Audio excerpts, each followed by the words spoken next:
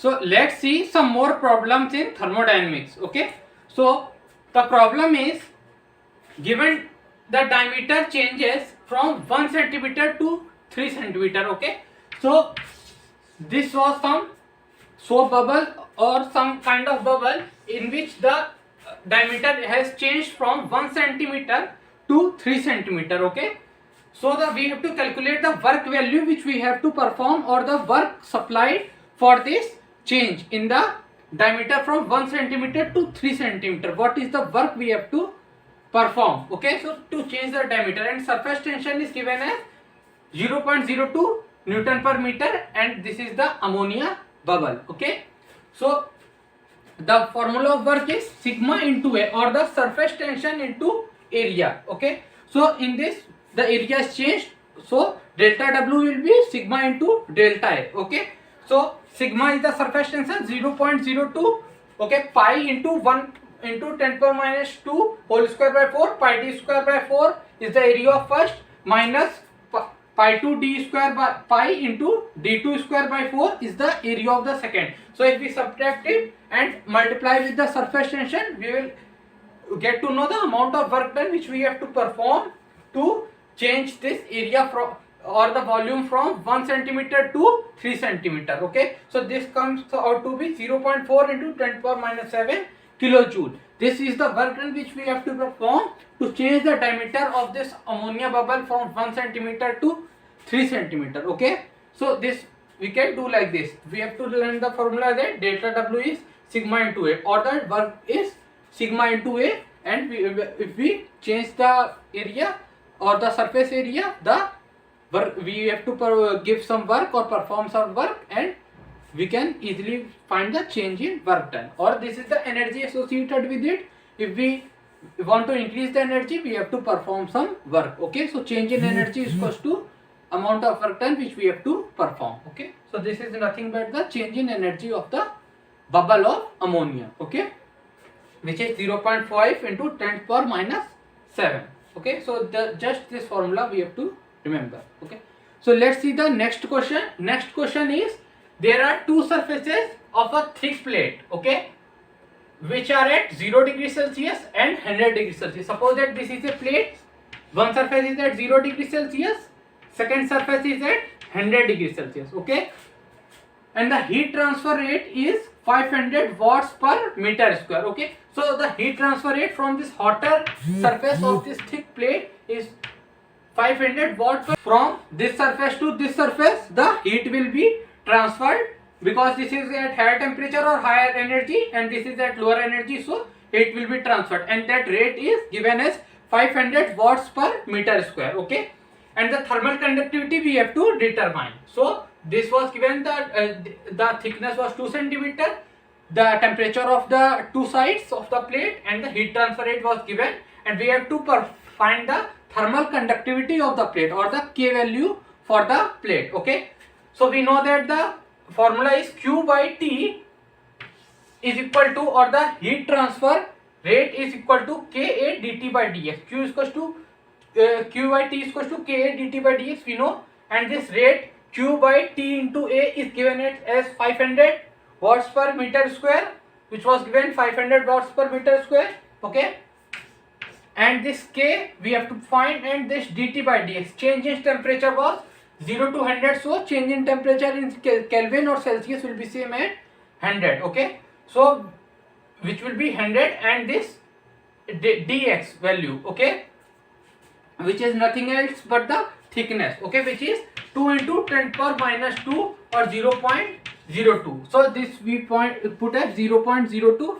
So this 5 into 0.02 will came out to be 0.1 watts per meter Kelvin. This is the K value. Okay, so this formula we have to remember, that Q by T is equal to K dt by dx, and the heat transfer rate is given, which is 500 watts per meter square. So we have to divide it by area. So Q by A into T, which is 500. So 500 we put it, and this dt, change in temperature, which was 100 minus 0, Kelvin or Celsius, same value, and this dx value, okay, which is nothing else but the thickness of the plate, which is 2 centimeter. We have to put in meter, so 0.02 we put it, cancel the value of 500 and this came out to be K as 0.1 watts per meter Kelvin. Okay, so this was the question. Okay, now let's take one next question. So the question is, there is a hollow spherical iron container. Okay, so there is one iron container which has a diameter of 40 centimeter. So suppose that this is an iron container which has a diameter of 40 centimeter and the thickness of this iron container is 0.4 centimeter. So this spherical iron container is thick also, and which is 0.4 centimeter. Okay, which is filled with ice water. Okay, and the liquid which is filled is ice water, which is at 0 degrees Celsius, and the outer surface temperature is 3 degrees Celsius. Okay, so suppose that this is a ice water which is at 0 degrees Celsius and this is outer surface which is at 3 degrees Celsius, and that this thickness is 0.4 centimeter. Okay, so these things are given: outer surface temperature, inner surface, or the liquid which is filled, that temperature which is at 0 degrees Celsius, and we have to determine the approximate heat losses. What is the amount of heat which will be lost to the surroundings? Okay, so this will, by the help of conduction, it will lost some heat. Okay, so what is the amount of heat which is lost by this ice water, okay, or the surface? Okay, and the second thing which we have to determine is the rate at which ice melts. Okay, so this is having a temperature difference, so this is there that the ice will melt. Okay, because there is the temperature difference. Okay, so we have to determine the rate at which the ice will melt, and we have to also determine the approximate heat losses which will be there. So these two things we have to determine, and these things are given. Okay, which are the diameter, thickness, the temperature of the fluid or the ice water temperature 0 degrees Celsius, and the outer surface temperature is 3 degrees Celsius. So these things are given, and these things we have to determine. So first thing, let's find the area, which is nothing else but pi d square by 4, pi r square by 2, pi d square by 4. So pi into 0.4 square by 4, because the diameter was 40 centimeter, in meter it is 0.4. Okay, so 0.4 square by 4, so it will be pi into 0.164, okay, by 4. Okay, so this came out to be 0.04. okay, 0.04 into 3.14, we will, this is the area. Okay, so the heat losses or the heat transfer rate, the first thing which we have to determine. Okay, so this is Q. We know that the Q is Ka dt by dx. Okay, Q is the heat loss or the heat. K is the that constant. A is the area. Dt is the temperature difference. Dx is the thickness. So thickness we know that it is 0.4 centimeter. So in meter 0.004 meter. Area we know, we have found pi into 0.04. Dt we know 0 degree Celsius to 3 degree Celsius, so dt is 3. In Kelvin or in Celsius, same thing, because the difference is there, so 3, and this K value 80.2. okay, so 80.2 into 0.5 into 3 by 0.004. If we find, we will get 30.237 kilojoule per second. Okay, so this is the amount of heat which will be lost. Okay, and in the kilojoule per second, okay, or the kilowatt. Okay, so 30.237 kilowatt. So this came out to be heat loss or the heat transfer rate. So first part we have solved. Second part was rate at which ice melts. Okay, so what will be the rate? It is nothing else but Q by HF. Okay, so m0 will be Q by HF.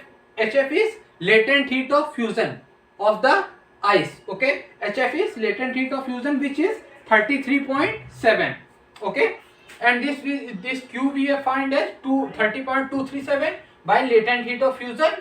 Okay, which is the rate at which the ice melts, m0. Okay, so this is 30.237 upon 33.7, we will get as 0.096 kg per second. Okay, this is the rate at which the ice will melt, Q by HF. So these are the formulas which we have to remember, and this is the process which we have to remember. So rate at which the ice melts or the ice melting rate is Q by HF, heat by this latent heat of fusion, and this q is Ka dt by dx. This is the simple formula, and this area we know pi d square by 4, and this how to use these given values we have to see to perform the